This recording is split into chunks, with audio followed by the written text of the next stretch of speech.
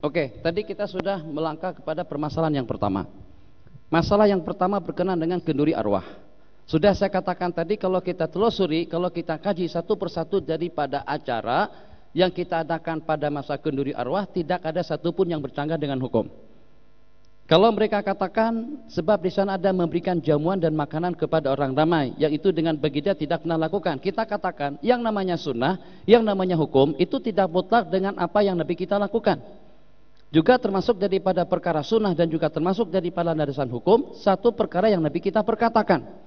Nabi kita bersabda, "Afsyus salam," sebarkan salam, "Assalamualaikum."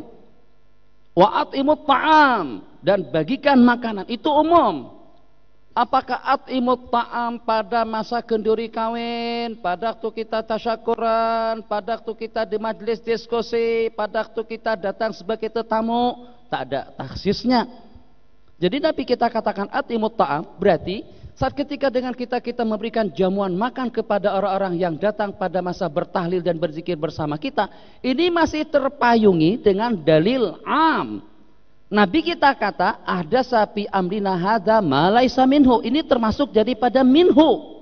Katakan termasuk daripada minhu, termasuk daripada perkara agama, bukan lari daripada agama. Boleh dikatakan bid'ah kalau tidak terpayungi dengan hukum. Ini ada hukumnya dan juga ada nasnya, ada galakan dan anjurannya. Minhu, daripada agama. Jadi dengan demikian, saat ketika kita mendengar fadail, beberapa buah hadis yang diriwayatkan tentang keutamaan dan fadilat kita memberi makan, kita katakan kenduri arwah tadi itu tidak termasuk daripada perkara bid'ah. Kenapa? Sebab tujuannya tidak lebih daripada untuk bersilaturahmi, tidak lebih daripada bertoleransi, tidak lebih daripada untuk memberikan jamuan dan sedekah, tidak lebih daripada berkumpul untuk kita membaca Al-Quran dan juga untuk kita menzikirkan La ilaha illallah. Saya buka di dalam kitab Ar-Ruh Ibnul Qayyim. Rupa-rupanya, mohon maaf dengan bahasanya, rupa-rupanya puak-puak Wahabi di tempat kita atau dengan Salafi di tempat kita ini lebih teruk daripada Wahabi yang pada zaman dahulu. Rujukan mereka kepada Imam Ibnul Qayyim. Ibnul Qayyim diantara daripada ulama yang membolehkan kita menghadiahkan Al-Quran kepada orang mati dan dikatakan sampai pahalanya. Buku-buku seperti dengan Ibnu Qudamah di dalam kitab Al-Mughni Libni Qudamah pun juga mengatakan pahalanya sampai kepada si mati. Bahkan di situ diriwayatkan dalam beberapa buah hadis disuruh kita membaca Yasin, Iqra'u ala mautakum Yasin. Menurut setengah ulama hadis itu kuat.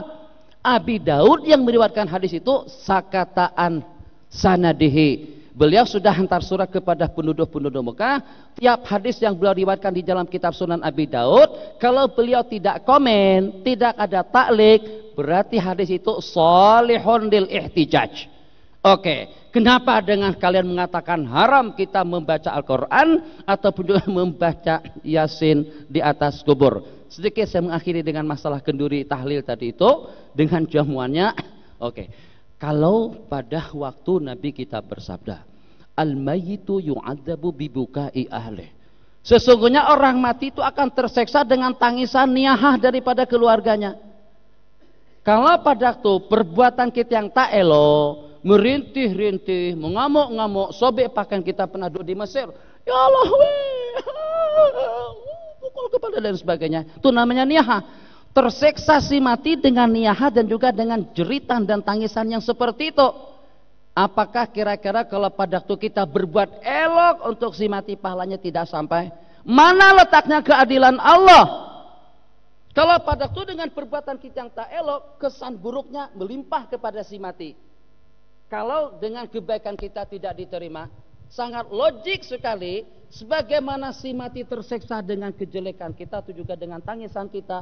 Bijaksanalah dengan keadilan Allah Subhanahu wa taala kalau pada waktu kita berbuat baik dengan baca Quran, dengan berzikir, dengan bersedekah, dengan bertahlil, pahalanya juga akan sampai kepada mereka. Kan kesian mereka, orang nangis dosa, orang nangis terseksa, tapi orang berbuat baik ternyata pahalanya tidak sampai. Tidak seperti itu dengan keagungan Allah Subhanahu wa taala. Asli nanti belakangan saja.